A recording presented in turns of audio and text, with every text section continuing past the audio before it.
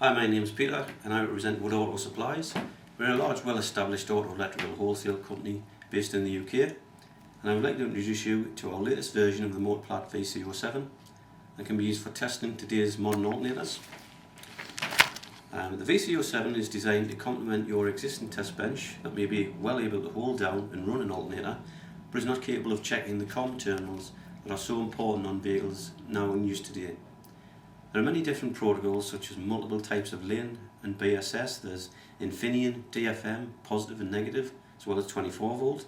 There's PWM Ford, PWM Opel Vauxhall, C, PD, RLO, to name but a few. So primarily designed as a workshop-based benchtop unit, it can also be used under the bonnet on a vehicle and connected directly to the alternator.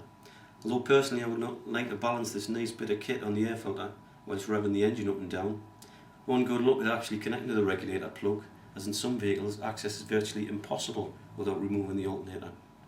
So the latest model VC-07 will test all the protocols I previously mentioned and is easily updated as new information is discovered. The VC-07 is always powered by a 12 volt supply, but it will also test the DFM terminal on 24 volt alternators. So how does it work?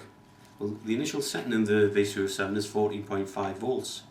But this can be altered by pressing the buttons 15.5 volts, 13.5 volts, 12.5 or even the off button. And this actually simulates the behaviour of the vehicle's ECU in action.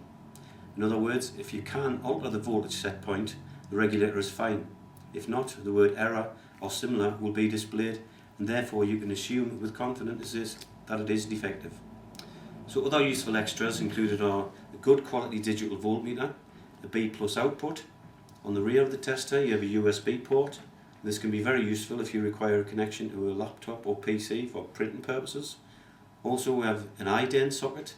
This stands for identification, to be used if you'd like to know if, for example, the regulator is BSS1 or BSS3 protocol.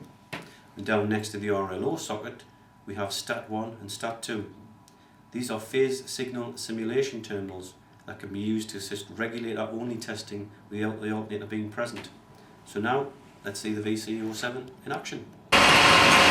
Here we have 3 sample alternators, one of which we have deliberately created a defect for demonstration purposes. So test number 1 is the Ford PDM, that is pulse width modulation.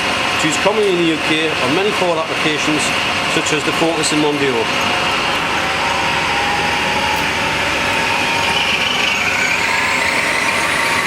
And there you go, you can see the message coming up telling us that is a good one. Test number 2 is a typical COM unit used on the BMW. First of all, we will deliberately make the wrong connections. Here you can see just what happens when an error occurs. Now if we connect up the right way and run the alternator again, you can now observe we have a good to go result.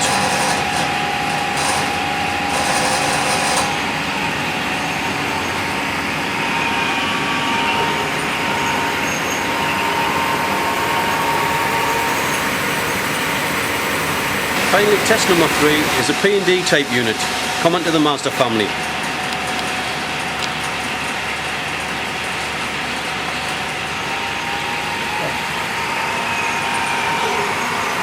Here again you can see the clear message giving us the good news for the customer.